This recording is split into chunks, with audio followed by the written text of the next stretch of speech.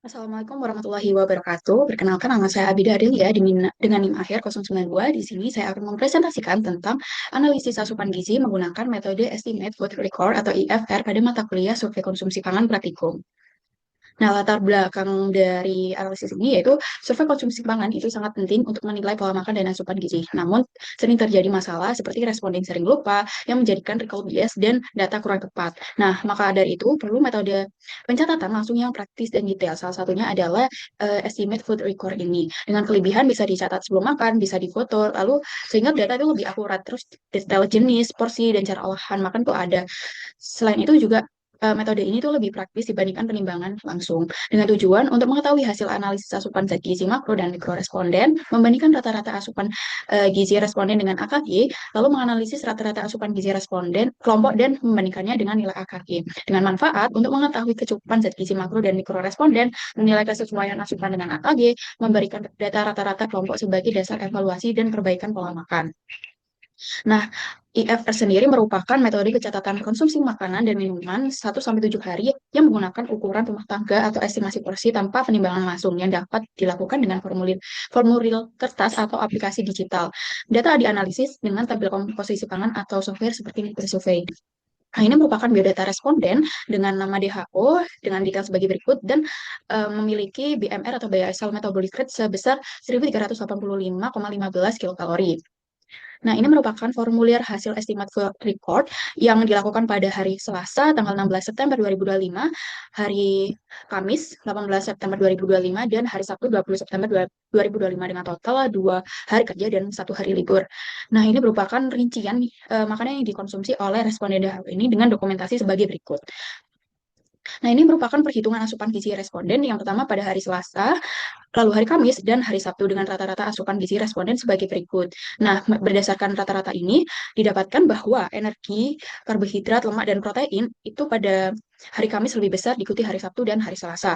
Lalu pada zat besi pada hari Sabtu ini lebih besar diikuti hari Selasa dan Kamis. Lalu zinc, natrium, dan vitamin A itu lebih besar di hari Kamis, Sabtu, dan Selasa. Lalu pada kalsium dan vitamin C itu lebih besar di hari Selasa, Sabtu, dan Kamis. Ini membuktikan bahwa uh, terjadi variasi kandungan zat gizi atau konsumsi di hari yang berbeda.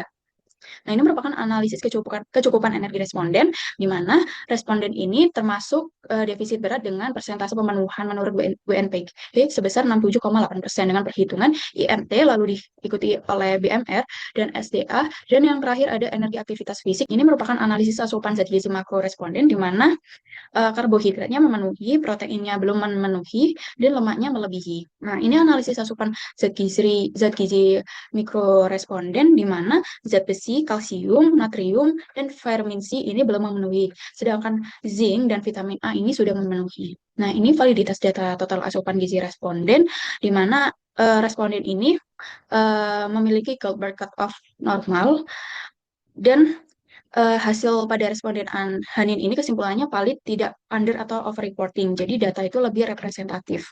Nah, ini merupakan rata-rata asupan gizi kelompok yang dari masing-masing individu yang ada di kelompok ini. Jadi kita rekapitulasi dan ini jumlah rata-ratanya dan ini merupakan standar deviasinya yang dihitung di SPSS. Nah, ini merupakan analisis kandungan zat gizi makro kelompok di mana energi itu termasuk defisit berat, lalu karbohidrat dan lemak melebihi, sedangkan proteinnya belum memenuhi. Ini merupakan analisis kandungan zat gizi mikrokelompok di mana zat besi, kalsium, natrium, dan vitamin C ini juga belum memenuhi, sedangkan zinc dan vitamin A sudah memenuhi. Nah, kelebihan dan kekurangan metode IFR selama praktikum ini, kelebihannya itu bisa dicatat sebelum makan, jadi difoto dulu. Nah, foto ini juga memberikan catatan visual, jenis, jumlah, dan porsi. Detailnya juga ada waktu makan, jenis pengolahan, bahan, sehingga data lebih konstekstual. Selanjutnya yaitu praktis, tidak perlu menimbang langsung bahan. Nah, kekurangannya itu estimasi porsi atau URT itu sering dikira-kira oleh responden, sehingga kurang akurat. Terus makanan luar, ready-made, atau makanan dari luar yang sudah jadi ini sulit diketahui komposisi gizinya. Dan yang terakhir, resiko lupa mencatat camilan atau minuman sehingga menjadi underreporting. Nah, kesimpulannya, dari hasil analisis IFR, individu maupun kelompok itu mengalami defisit energi dan protein. Karbohidratnya relatif sesuai rekomendasi, tetapi asupan lemaknya cenderung lebih. Pada mikronutrien, zinc dan vitamin A umumnya sudah mencukupi, namun kandungan yang lain masih kurang. Pada uji validitas menggunakan metode Goldberg cutoff ini, responden Hanin menghasilkan rasio sebesar 1,2 yang masih di rentang batas kewajaran sehingga dapat dianggap valid. Lalu secara keseluruhan, pola konsumsi responden individu dan kelompok itu belum seimbang. Sarannya jumlah responden sebaiknya diperbanyak karena agar hasil lebih representatif, terus menggunakan panduan URT atau alat bantu visual untuk meminimalkan kesalahan porsi. Juga sertakan visual data atau grafik pada saat penyajian data agar mudah dipahami. Lalu memberikan edukasi singkat kepada responden sebelum mengisi IFR untuk mencegah under atau over reporting dan mengingatkan responden agar selalu mencatat atau mendokumentasikan makanan atau minuman yang dikonsumsi. Baik, sekian dari saya. Mohon maaf bila ada salah. Semoga materi ini bermanfaat. Wassalamualaikum warahmatullahi wabarakatuh.